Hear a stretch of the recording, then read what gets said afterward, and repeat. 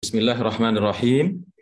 Assalamualaikum warahmatullahi wabarakatuh. Alhamdulillah, nahmaduhu wa nasta'inuhu wa nastaghfiruh wa na'udzu billahi min shururi anfusina wa min sayyiati a'malina. May yahdihillahu fala mudilla lahu wa may yudlil fala hadiya lahu. Asyhadu an la ilaha illallah wahdahu la syarika lahu wa asyhadu anna sayyidana wa habibana wa imamana Muhammad sallallahu alaihi wasallam la nabiyya ba'dah. Amma ba'd, yang saya hormati Ustadz Hafiz selaku pemarkasa acara berterjemah Al-Quran ini, semoga senantiasa dilimpahkan kesehatan dan taufik oleh Allah Subhanahu wa taala. Yang saya hormati Bapak-bapak dan Ibu-ibu, ikhwan dan akhwat, saudara-saudari sekalian yang hadir dalam majlis yang penuh berkah ini. Pertama, mari kita mengucapkan puji dan syukur pada Allah Subhanahu wa taala yang alhamdulillah pada hari ini tanggal 1 Ramadan telah mengijabah doa kita yang kita lantunkan berhari-hari atau berminggu-minggu bahkan berbulan-bulan sebelumnya.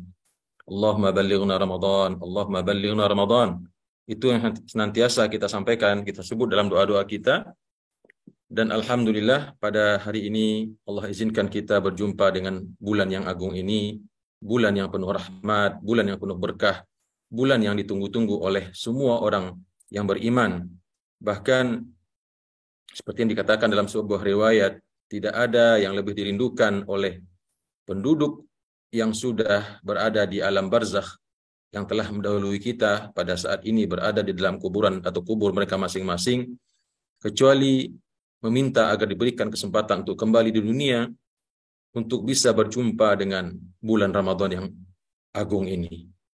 Karena mereka melihat betapa besarnya pahala, betapa besarnya ganjaran yang Allah berikan, yang Allah persembahkan kepada orang-orang yang mendapatkan fadilah berpuasa di bulan Ramadan.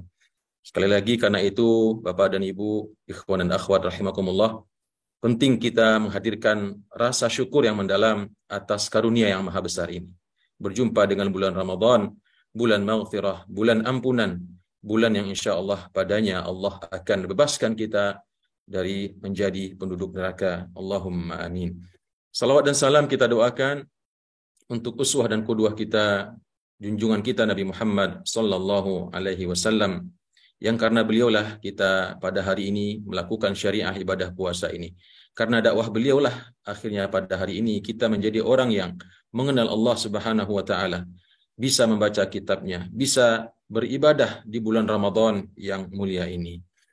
Bapak dan Ibu yang dimuliakan Allah, alhamdulillah pada hari ini, hari pertama perjumpaan kita di dalam acara yang mulia ini, acara yang berhubungan dengan Al-Quranul Karim. Sebagaimana dikatakan, tidak ada suatu pun perkara yang berhubungan dengan Al-Quran kecuali dia akan mendapatkan kemuliaan dari Allah Subhanahu wa taala. Malaikat Jibril sebagai malaikat yang ditugaskan membawa wahyu Al-Quran kepada Nabi Muhammad, maka beliau menjadi penghulunya para malaikat. Nabi Muhammad SAW diberikan Al-Quran oleh Allah, maka beliau juga menjadi Sayyidul Anbiya wal Mursalin, dan umat Nabi Muhammad SAW dengan Al-Quran yang diberikan menjadi umat khaira ummah. Dan tentunya kita insya Allah juga yang hadir dalam majlis yang penuh berkah ini, karena kegiatan kita ini adalah dalam rangka mentadaburi, mengkaji, merenungkan kalamullah, perkataan Allah yang merupakan semulia-mulia perkataan, semulia-mulia kalimat yang dibahas di dalam kehidupan kita. Dalam sebuah hadis dikatakan, dalam sebuah ungkapan dikatakan oleh ulama, barang siapa yang kalaulah hati seorang manusia itu bersih, kalaulah batin seorang manusia itu suci, maka sungguh dia tidak akan pernah puas atau dia tidak akan pernah kenyang membahas ayat-ayat Al-Quran. Bapak dan Ibu yang dimuliakan Allah, pada pagi hari yang berbahagia ini, kita insya Allah akan mencoba bersama-sama masuk kepada kajian tadabbur Al-Quran. Kita namakan dengan tadabbur, bukan tafsir, karena memang tujuan daripada Al-Quran untuk diturunkan kepada kita, di samping untuk dibaca dan menjadi pedoman hidup, maka dia harus ditadabburi. Sebagaimana dalam Al-Quran Allah mengatakan, afala yatadabbaruna al-Quran am ala qulubin aqfaluha. Tidakkah mereka mau mentadabburi Al-Quran, atau Al-Quran itu terkunci di dalam hati-hati mereka masing-masing. Jadi Bapak dan Ibu, metodologi kita atau sistem yang kita gunakan dalam acara atau kegiatan kita pagi ini dan seterusnya, insya Allah kita akan membahas Al-Quran mulai daripada surah Al-Fatihah.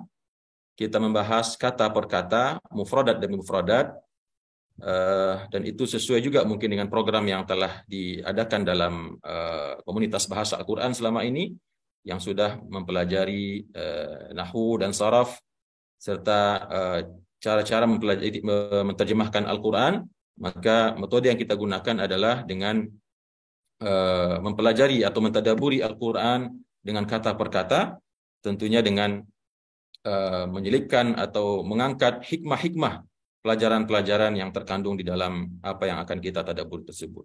Baik, dalam kajian pada pagi hari ini saya menggunakan sebuah file yang saya download dari internet. Semoga pembuat yang membuat file ini atau yang membuat materi ini diberikan limpahan pahala oleh Allah Subhanahu wa taala, dan memang telah di-share di Google atau di internet dan boleh untuk di-download, sehingga insya Allah menjadi ilmu yang manfaat untuk penemu atau penulis daripada file ini.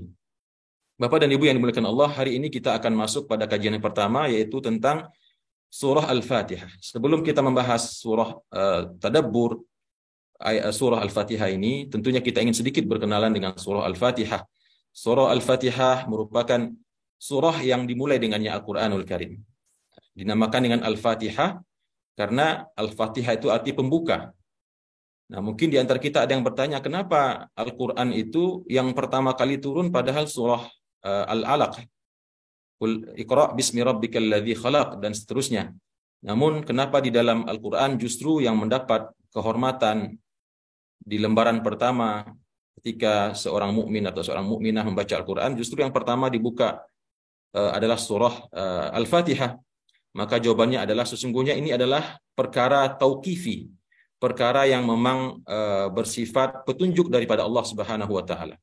Jadi peletakan posisi ayat-ayat Al-Quran, begitu juga susunan ayat-ayat Al-Quran, itu semua telah given atau telah diberikan demikian bentuknya dari Allah Subhanahu wa taala, diturunkan ke Lauh Mahfuz oleh Allah Subhanahu wa taala dalam bentuk satu kesatuan yang utuh. Memang dari awalnya, dari asalnya sudah berbentuk seperti yang kita lihat di dalam mushaf pada hari-hari ini, yaitu dimulai dengan surah Al-Fatihah. Namun kemudian diturunkan ke langit dunia oleh Allah, oleh malaikat Jibril, diletakkan dibawa ke langit dunia untuk kemudian diturunkan kepada Nabi kita Nabi Muhammad SAW secara berangsur-angsur, secara bertadarruj. Maka diturunkanlah Al-Quran itu dari waktu ke waktu selama lebih kurang 22 tahun, lebih lamanya, sesuai menurut kebutuhan dakwah Rasulullah Sallallahu Alaihi Wasallam. Dan setiap malaikat Jibril menurunkan wahyu kepada Nabi kita Nabi Muhammad Sallallahu Alaihi Wasallam, malaikat Jibril senantiasa menunjukkan kepada Nabi Muhammad, letakkan ayat ini di setelah ayat ini, letakkan surat ini setelah surat ini. Jadi mestinya tidak ada keraguan atau kerancuan dalam peletakan susunan surah-surah Al-Quran ini, termasuk pemilihan surah Al-Fatihah sebagai surah yang pertama di dalam Al-Quran. Nah, karena dinamakan letaknya atau karena letaknya berada di awal Al-Quran, maka dia disebut dengan suratul Fatihah. Tentunya banyak sekali nama-nama surah Al-Fatihah ini. Di dalam bukunya Al-Imam As-Suyuti berjudul Al-Itqan fi Ulumil Quran, beliau menyebutkan setidaknya ada 25 nama daripada surah Al-Fatihah, yang tentunya tidak perlu kita sebutkan semuanya pada pagi hari ini. Namun di antara nama-nama surah Al-Fatihah ada yang bernama Ummul Quran, ada yang bernama Ar-Ruqiyah, ada yang bernama bahkan As-Salah. Jadi banyak sekali nama surah Al-Fatihah ini. Namun yang dipilih dalam penamaannya dalam mushaf oleh Utsmani dinamakan dengan suratul Fatihah karena dengannya lah dibuka kitabullah Al-Quranul Karim di awal Al-Quran, di awal juz pertama, yaitu dengan surah Al-Fatihah ini. Kemudian Bapak dan Ibu yang dimuliakan Allah, surah Al-Fatihah ini merupakan surah Makkiyah. Ya, jadi surah itu atau Al-Quran itu ada yang diturunkan di Mekah dan ada yang diturunkan di Madinah. Nah, surah Al-Fatihah memang terdapat beberapa khilaf ulama, para ulama Al-Quran. Sebagian ada yang mengatakan surah Fatihah ini adalah surah Makkiyah, dan sebagian ada yang mengatakan surah Madaniyah, dan sebagian lagi ada yang mengatakan separuh turun di Makkah dan separuh lagi turun di Madinah. Namun setelah kita teliti, yang paling kuat pendapatnya adalah yang mengatakan surah Al-Fatihah ini adalah surah yang diturunkan di Makkah. Maka ini dinamakan dengan surah Makkiyah. Adapun jumlah ayatnya, maka yang paling kuat pendapat mengatakan jumlah ayat daripada surah Al-Fatihah itu adalah 7 ayat. Ya, memang terdapat khilafiyah di sini, ada yang mengatakan 8 ayat, ada yang mengatakan 6 ayat, ada juga yang mengatakan Bismillahirrahmanirrahim tidak termasuk ayat daripada surah Al-Fatihah. Makanya kenapa kita dapatkan perbedaan di kalangan umat Islam, begitu juga di tanah air kita, antara golongan satu dengan golongan yang lain. Ada yang mengatakan Bismillah bagian dari Al-Quran, sehingga harus dibaca secara jahar, dan sebagian yang lain mengatakan bukan bagian daripada Al-Quran, sehingga tidak mesti dibaca secara jahar. Nah, kita bukan dalam konteks membahas khilafiyah ini, karena khilafiyah ini telah ada sejak zaman dulu sampai hari ini dan akan terus ada sampai hari kiamat. Tapi yang jelas di dalam Al-Quran surah An-Naml ayat 30, Allah telah meletakkan kalimat Bismillah ini menjadi bagian daripada ayat Al-Quran, yaitu innahu min Sulaiman innahu bismillahirrahmanirrahim. Surah An-Naml ayat 30. Silahkan dibuka nanti. Yaitu adalah isi suratnya Nabi Sulaiman kepada Ratu Balqis. Nah, Bapak dan Ibu yang dimuliakan Allah Subhanahu wa taala, mari kita masuk kepada tadabbur daripada surah Al-Fatihah ini. Dan karena waktu kita yang tidak terlalu panjang, karena memang ini kajian yang akan kita lakukan setiap hari dan sifatnya adalah memberikan pencerahan, barangkali saya tidak akan terlalu dalam di dalam membahas tafsirnya. Kita lebih fokus kepada pemahaman kata per kata. Sehingga dengan demikian, ketika Bapak dan Ibu nanti membaca Al-Quran di rumahnya masing-masing, di tempatnya masing-masing, bisa mentadaburi Al-Quran ini tanpa harus melihat tafsirnya. Karena memang Al-Quran itu ibaratkan samudra yang diselami oleh orang siapapun yang ingin menyelaminya. Maka semakin kuat nafas seseorang menyelami samudra ini, maka semakin dalam dia bisa menyelaminya, semakin banyak karunia-karunia yang dia bisa dapatkan. Nah, tentunya untuk bisa menyelami Al-Quran, lautan samudra Al-Quran yang maha luas ini, kita sedikit banyaknya memerlukan perlengkapan-perlengkapan untuk bisa menyelaminya. Nah, di antara perlengkapan itu adalah kemampuan untuk memahami kata per kata daripada ayat-ayat Al-Quran tersebut. Baiklah Bapak dan Ibu, kita mulai. Bismillahirrahmanirrahim. Ya, Bismillahirrahmanirrahim. Al-Quranul Karim dibuka dengan Bismillahirrahmanirrahim. Sebelum kita membahas pembahasan tentang Bismillahirrahmanirrahim ini, Bismillahirrahmanirrahim ini merupakan sebuah kalimat yang luar biasa, yang sangat agung, yang merupakan hadiah karunia Allah yang sangat besar yang Allah berikan kepada kita Bapak dan Ibu. Rasulullah SAW dalam sebuah hadis mengatakan, semua perkara, semua pekerjaan manusia yang tidak dimulai dengan Bismillahirrahmanirrahim, fahuwa abtar, kata Rasulullah. Atau fahuwa ajadam. Atau dalam riwayat lain dikatakan fahuwa aqta. Artinya pekerjaan tersebut akan kurang keberkahannya, atau akan tidak ada keberkahannya sama sekali.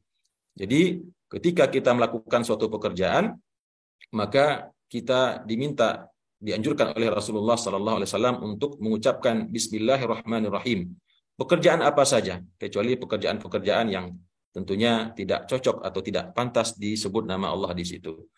Bismillahirrahmanirrahim, kalimat bismi yang merupakan gabungan daripada huruf ba dengan ismi.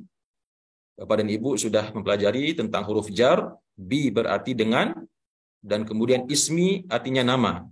Ismi Rahimul Amin, nama saya Rahimul Amin. ismi Muhammad, ismi Fatimah, ismi Abdullah. Jadi isim itu adalah nama di dalam bahasa Arab.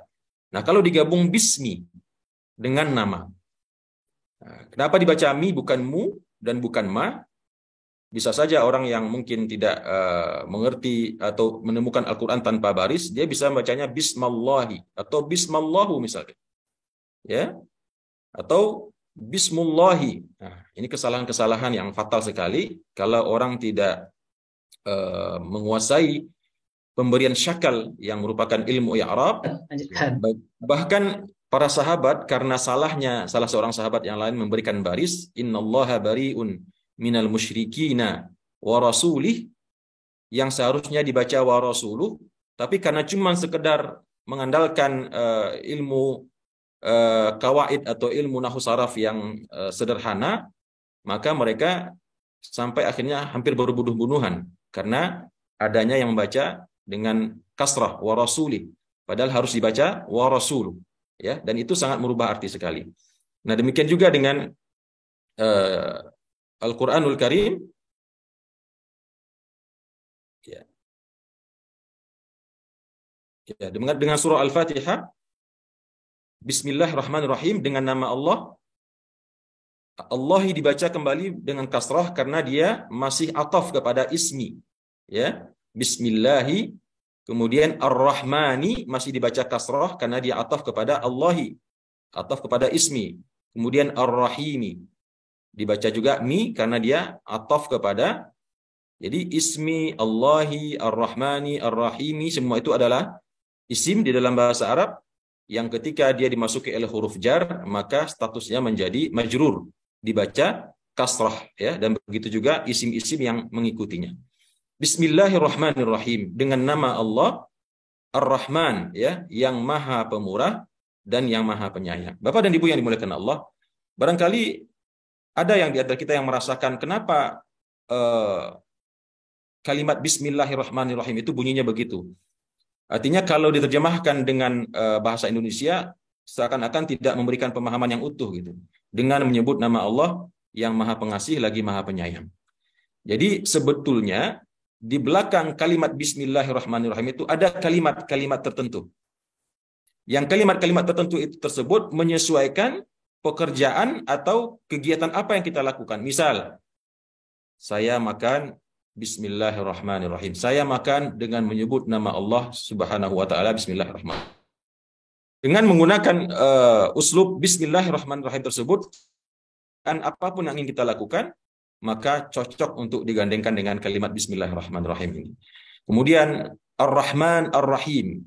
Apa perbedaan antara Ar-Rahman dan Ar-Rahim, Bapak dan Ibu?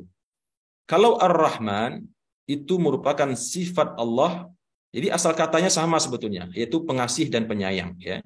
Tapi Ar-Rahman ini menurut para ulama tafsir disebutkan sifat Allah yang Maha Penyayang, yang Maha Pengasih, meliputi seluruh ciptaannya. Jika dia manusia, muslim, kafir, fasik, musyrik, apalagi mulhid, semuanya mendapatkan sifat Allah yaitu Ar-Rahman ini.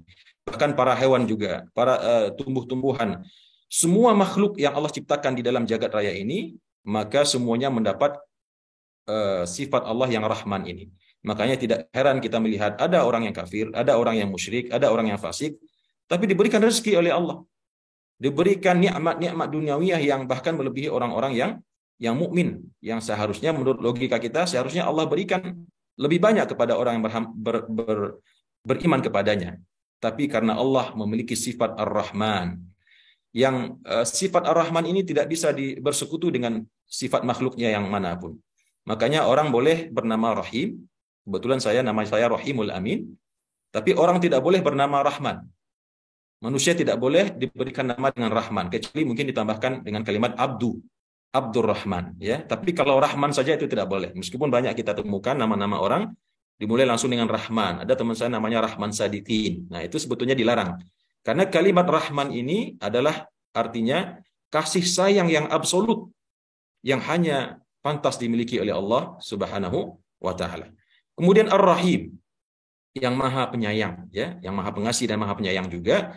Namun ketika kita memahami kalimat Ar-Rahim di dalam pembahasannya di dalam buku tafsir dijelaskan, Ar-Rahim ini juga berarti sayang dan kasih, namun dia dikhususkan kepada hamba-hamba Allah yang beriman kepadanya. Jika orang-orang kafir, orang-orang fasik diberikan karunia dengan kenikmatan duniawi, maka orang-orang mukmin, orang-orang muslim dengan sifat rahimnya Allah diberikan karunia, yaitu dimasukkannya mereka ke dalam surganya Allah Subhanahu wa taala kelak di hari kiamat. Kemudian di ayat yang kedua, Bapak dan Ibu, ikhwan dan akhwat rahimakumullah, Allah mengatakan alhamdulillahi rabbil alamin. Alhamdulillahi rabbil alamin. Alhamdu berarti pujian. Ya, berarti pujian. Banyak kata dalam Al-Qur'an yang berarti pujian. Ada alhamdu, ada juga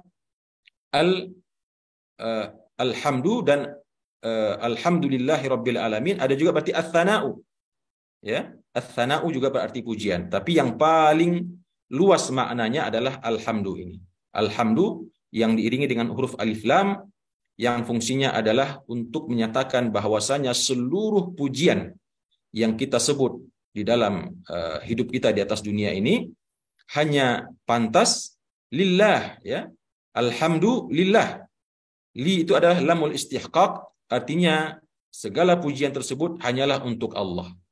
Makanya ketika kita dipuji oleh orang, ya, meskipun yang dipuji kita, diri kita atau benda yang ada dalam tubuh kita atau harta kita, maka kepada orang yang mendengarnya dia pantaslah menyebut alhamdulillahi rabbil alamin. Segala pujian, apapun bentuk pujian, ya, apapun bentuk pujian itu hanyalah kembalinya kepada Allah Subhanahu wa taala. Tapi bukan berarti kita tidak boleh memuji. Ya, kita boleh memuji, apalagi sesuatu itu memang layak dipuji, ya. Namun tentu memuji yang tidak berlebihan, karena kalau memuji orang secara berlebihan itu bisa tergelincir kepada riya bagi orang yang dipuji, dan juga bisa mungkin bermuara kepada nifak kepada orang yang memuji, ya. Karena kalau sudah kelebihan memuji nanti jatuhnya kepada apa istilahnya bahasa kita, nifak, ya. Cari muka gitu ya bahasanya. Ya, jadi alhamdulillah, segala pujian hanya untuk Allah. Ya, jadi siapapun yang memuji kita, maka semua akan berkelok atau bermuara semuanya kepada Allah Subhanahu wa taala. Kemudian Rabbil alamin, Tuhan semesta alam, ya. Rabbil alamin, Rabbi artinya Tuhan, al-alamin semesta alam, al-alam, semua yang ada di jagat raya ini. Baik jin, baik manusia, baik hewan, baik tumbuhan, baik yang muslim, yang mukmin, semua yang terdapat di dalam ciptaan Allah di atas langit dan bumi ini atau di antara keduanya, maka itu disebut dengan al-alamin, ya, semesta alam. Segala puji hanyalah untuk Allah, Tuhan semesta alam. Jadi kalimat Allah ini merupakan kalimat yang sangat istimewa, yang dalam banyak pembahasan dalam ilmu tafsir bahwasanya kalimat Allah ini adalah kalimat yang paling agung, nama Allah yang paling agung dari segenap nama-nama Allah yang terdapat di dalam Al-Qur'anul Karim. Bapak dan Ibu yang dimuliakan Allah, barangkali waktu kita tidak terlalu cukup untuk kita lebih dalam lagi membahas, mungkin saya lanjutkan. Ar-Rahmanir Rahim, ya. Kemudian Allah ulangi lagi menyebut, tadi sudah disebut Bismillahirrahmanirrahim, kemudian Alhamdulillahi Rabbil Alamin. Allah ingin menekankan kembali kepada kita bahwasanya Ia adalah Zat yang maha penyayang dan maha pengasih. Kenapa diulang lagi? Ya, mungkin untuk mengakomodir khilafiyah tadi. Seandainya orang tidak membaca Bismillah di dalam sholat, maka tentu dia tidak berjumpa dengan kalimat Ar-Rahmanir-Rahim. Ya, kalau dia memang termasuk golongan yang mengatakan Bismillah itu bukan bagian daripada Al-Fatihah, ya. Nah, makanya diulang kembali Ar-Rahmanir Rahim. Kenapa dibaca Ar-Rahmani? Karena dia masih ataf, ya, masih menyambung kepada status daripada kalimat yang sebelumnya, yaitu Al-Alamina, walaupun berbaris fathah Al-Alamina, namun status sebenarnya dia adalah majrur, ya. Majrur, maka dia kalimat yang datang setelahnya juga mengikuti statusnya yang majrur. Maka dibaca Ar-Rahmani Ar-Rahimi. Tadi sudah kita jelaskan apa itu Ar-Rahman, yaitu kasih sayang Allah yang absolut, yang maha luas, yang diberikan kepada seluruh ciptaannya. Manusianya, jinnya, kafirnya, muslimnya, hewannya, tumbuhannya, dan apa saja yang terdapat di dalam jagat raya ini. Kemudian Ar-Rahim tadi sudah kita jelaskan bahwasanya itulah sifat kasih sayang Allah yang khusus hanya diberikan kepada hamba-hambanya yang beriman kepadanya. Kemudian ayat yang keempat, Maliki Yaumiddin, Maliki Yaumiddin. Ya. Nah, Bapak dan Ibu yang dimuliakan Allah, di dalam dalam ayat yang keempat surah Al-Fatihah ini, mungkin kita pernah mendengar ada orang membacanya dengan pendek, Maliki Yaumiddin, ya. Maliki Yaumiddin tidak dipanjangkan ma-nya. Nah, itu mungkin dia membaca dengan Al-Quran riwayat Warash. Tapi karena kita di Indonesia, di Asia Tenggara rata-rata membaca Al-Quran dengan riwayat Hafaz, maka membacanya dengan panjang. Maliki Yaumiddin. Ya. Kalau ada yang baca dengan pendek, ya itu benar, tapi syaratnya dia tahu kalau dia sedang membaca dengan riwayat Warash dan harus seragam. Ya, seragam, seterusnya dia menggunakan riwayat Warash. Karena kalau tidak, maka dia melakukan kesalahan yang besar di dalam baca Al-Quran. Padahal meskipun artinya sama, Maliki Yaumiddin dengan Maliki Yaumiddin, Malik berarti orang yang atau zat yang menguasai, ya. Malik artinya pemilik daripada malaka yamliku, ya, Malik. Kalau dibaca pendek maka dia berarti raja. Ya, raja berarti menguasai, orang yang menguasai dia berarti raja, ya. Makanya kenapa ada orang yang mengatakan ketika dia mendapatkan perlakuan yang tidak baik dari orang lain, yang meskipun orang itu berada secara strata sosialnya lebih tinggi, dia mengatakan, saya adalah raja, jika Anda raja atas 1 miliar yang Anda miliki, maka saya adalah raja atas 1 rupiah yang saya miliki. Dan both of us are king, ya. Dua-duanya kita sama-sama raja. Bukankah raja Brunei, ya, raja kerajaan kecil, meskipun dia kecil, ya, sangat kecil secara geografis, ketika datang berkunjung ke Raja Salman, disambut dengan upacara penyambutan kenegaraan yang sama persis besarnya dengan penyambutan Presiden Amerika, Presiden Indonesia, dan presiden-presiden lainnya, karena sama-sama raja. Nah, kita juga demikian sesama manusia. Semua kita ini adalah raja. Bedanya apa? Dia raja 1 miliar, kita raja 1 rupiah atau 1.000 rupiah. Tapi dua-duanya kita raja. Karena kita sama-sama raja, maka sesama manusia harus menyikapi orang lain dengan perlakuan antara raja kepada raja. Demikian yang disampaikan. Jadi, Maliki Yaumiddin atau Maliki Yaumiddin, Maliki Yaumiddin berarti pemilik, dan Malik berarti raja, ya. Dalam surah An-Nas, Qul a'udzu birabbin nas, malikin nas. Nah, di situ pendek bacanya Bapak dan Ibu. Tapi di sini berarti yang memiliki. Yaumiddin, yaum berarti hari, dan ad-din adalah salah satu nama daripada hari kiamat, ya. Ada namanya Yaumul Akhir, ada Yaumul Qiyamah, ada Al-Waqi'ah, banyak nama-nama hari kiamat dalam Al-Qur'an. Di sini Allah pilihkan kalimat ad-din, hari pembalasan. Jadi Allah itu adalah zat yang nanti menjadi penguasa, pemilik hari kiamat itu. Tidak ada yang bisa bertindak pada hari tersebut, ya, siapapun orangnya, apapun jenis makhluknya, bahkan para anbiya dan para rasul sekalipun, melainkan Allah Subhanahu wa taala. Kemudian Bapak dan Ibu yang dimuliakan Allah, kita lanjutkan kepada ayat yang kelima, Iyyaka na'budu wa iyyaka nasta'in. Iyyaka, ya. Iyyaka merupakan 2 kalimat yang berasal daripada iya dan ka. Ka adalah huruf mengganti daripada anta, ya. Iyyaka kepada engkau, iyyaka kepada, iya kepada, ka-nya adalah engkau. Jadi iyyaka kepada engkau. Kemudian na'budu. Na'budu berasal daripada kata abada, ya'budu, ibadah, kepada engkau. Nunnya berarti kami, ya. Karena nahnu, iyyaka nahnu na'budu, kepada engkau kami menyembah. Kalau saya berarti a'budu. Kalau kamu berarti ta'budu, ya. Kalau antum ta'buduna, kalau nahnu na'budu. Kepada engkau kami menyembah, wa dan iyyaka, dan kepada engkau juga kami nasta'in. Kami meminta pertolongan. Nah, Bapak dan Ibu yang dimuliakan Allah, dalam dalam ungkapan ini Allah membuat redaksi yang luar biasa ya. Kenapa Allah tidak mengatakan na'budu iyyaka wa nasta'inu iyyaka?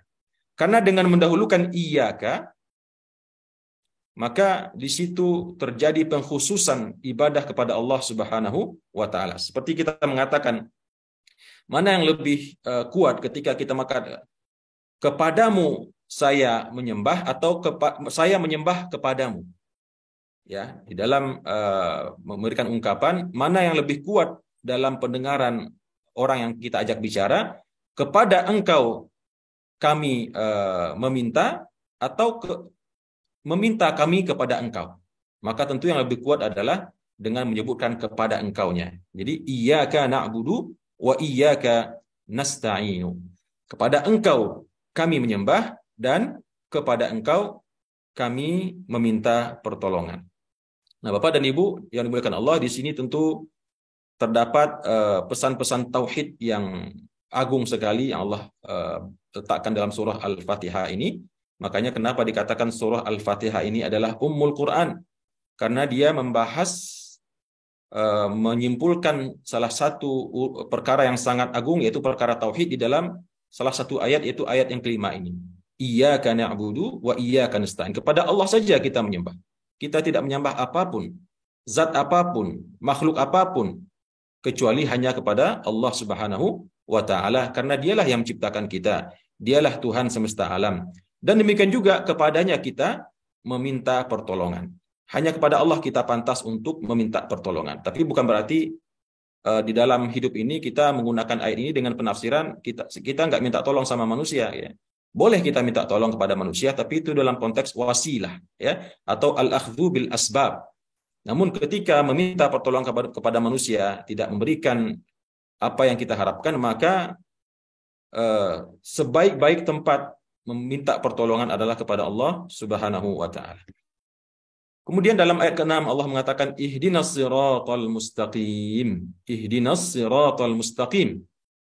Ihdina berasal daripada kata hada yahdi, yang berarti huda ya, daripada akar katanya dari huda yang berarti petunjuk. Nah, di sini dalam bentuk fi'il amar atau kalimat perintah. Ihdina, tunjuki kami. Nah, itu adalah berarti kami ya. Ihdina, tunjuki kami. Apa yang ingin kita minta petunjuk? Yaitu as-sirata al-mustaqima. As-sirat berarti jalan yang kita lalui, jalan hidup ya.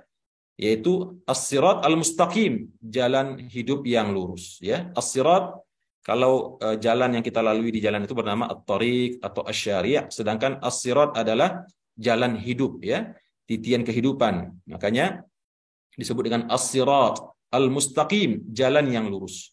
Al-mustaqim berasal daripada kata istaqama yastaqimu, istiqamah. Jadi kita meminta kepada Allah, ya Allah berikanlah kami jalan orang-orang yang istiqamah. Jadi Bapak dan Ibu, dalam sehari semalam berapa rakaat kita sholat? 17 rakaat sholat wajib minimal. 17 kali kita meminta kepada Allah agar diberikan petunjuk jalan orang-orang yang istiqamah di jalan Allah Subhanahu wa ta'ala. Ihdinas siratal mustaqim. Tunjukilah kami jalan orang-orang yang lurus di dalam keimanannya. Orang-orang yang lurus di dalam keyakinannya kepada Allah, lurus di dalam ibadahnya, lurus di dalam muamalahnya, lurus di dalam akhlaknya. Kemudian Bapak dan Ibu yang dimuliakan Allah, dalam ayat berikutnya di sini memang terjadi khilafiyah. Ada yang menggabungkan ayat ihdinas siratal mustaqim, siratal ladzina an'amta alaihim ghairil maghdubi alaihim waladdallin ya. Siratal ladzina an'amta alaihim, yaitu Allah ulangi kembali, jalan alladzina, orang-orang yang an'amta, yang telah engkau beri nikmat mereka. Yaitu jalan ditafsirkan ayat 6 tadi oleh ayat yang ke-7, dan ini adalah setinggi-tinggi ilmu tafsir ya, yaitu mentafsirkan Al-Quran dengan Al-Quran itu sendiri. Tadi kita minta tunjukilah kami jalan orang-orang yang lurus, orang-orang yang istiqamah. Apa itu jalannya orang istiqamah? Dijelaskan langsung di dalam ayat berikutnya, yaitu jalannya orang-orang yang telah engkau beri nikmat di atas mereka, an'amta alaihim, di atas mereka, ghairil maghdubi, selain atau bukan atau selain orang-orang yang engkau marahi, orang-orang yang engkau murkai, al-maghdub berasal daripada kata-kata ghadiba yaghdabu, ghadban, marah ya, kemarahan. Al-maghdub dia adalah maf'ulun bi, yaitu orang-orang yang dimurkai, dimarahi oleh Allah Subhanahu wa taala. Waladdallin, dan begitu juga bukan jalan orang-orang yang sesat. Bapak dan Ibu yang dimuliakan Allah, ada dua golongan yang di sini yang kita minta kepada Allah agar kita tidak termasuk ke dalam orang-orang seperti mereka. Yang pertama adalah al-maghdubi. Pertama kita meminta kita diberikan petunjuk jalan orang-orang yang diberikan nikmat ya di atas mereka, itu orang-orang mukminin, orang-orang mustaqim, orang-orang muttaqin, orang-orang muhsinin ya, orang-orang yang memang dipilih oleh Allah Subhanahu wa taala menjadi hamba-hamba yang diridhoinya. Namun dalam ayat ini dilanjutkan ghairil maghdubi alaihim, bukan jalannya orang-orang yang dimurkai. Siapa orang-orang yang dimurkai? Dalam tafsirannya para ulama tafsir menjelaskan al-maghdub itu adalah orang-orang Yahudi. Jadi orang-orang Yahudi itu adalah orang-orang yang dimurkai oleh Allah, orang-orang yang dimarahi oleh Allah. Makanya kita meminta kepada Allah dalam surah Al-Fatihah ini, jangan kita diberikan jalan hidupnya orang-orang Yahudi. Kemudian waladdallin, dan bukan juga jalan ad-dallin, orang-orang yang sesat. Dhalla yadhillu, sesat ya, atau ad-dall, orang yang tersesat. Ad-dallin, orang-orang yang tersesat ya. Jadi ad-dallin ini adalah yaitu orang-orang yang tersesat di dalam keyakinan mereka. Mereka ingin menyembah Allah, mereka tidak berbuat berbagai macam kerusakan seperti orang-orang Yahudi, namun mereka mengalami kesesatan di dalam akidah mereka, di dalam keyakinan mereka. Yaitu orang-orang Nasrani yang mengatakan Tuhan beranak, ya, Tuhan memiliki putra yaitu Nabi Isa alaihissalam dan lain sebagainya. Jadi kita berlindung kepada Allah untuk bisa tergelincir kepada jalannya orang-orang yang maghdub, yaitu orang-orang al-maghdubi alaihim, yaitu orang-orang Yahudi, dan kemudian juga berlindung kita daripada jalannya orang-orang Nasrani. Nah, Bapak dan Ibu yang dimuliakan Allah, inilah sedikit tadabbur kita pada pagi hari ini. Mohon maaf waktunya jadi lebih dari yang direncanakan. Mudah-mudahan apa yang tadi kita tadabburi bisa sedikit membuka cakrawala Bapak dan Ibu, memberikan pencerahan sehingga minimal ketika kita sholat ya membaca surah Al-Fatihah kita sudah bisa memaknainya, bahwasanya yang kita baca artinya adalah lebih kurang seperti yang tadi kita sampaikan. Wallahu a'lam bishawab. Demikian dan terima kasih. Wassalamualaikum warahmatullahi wabarakatuh.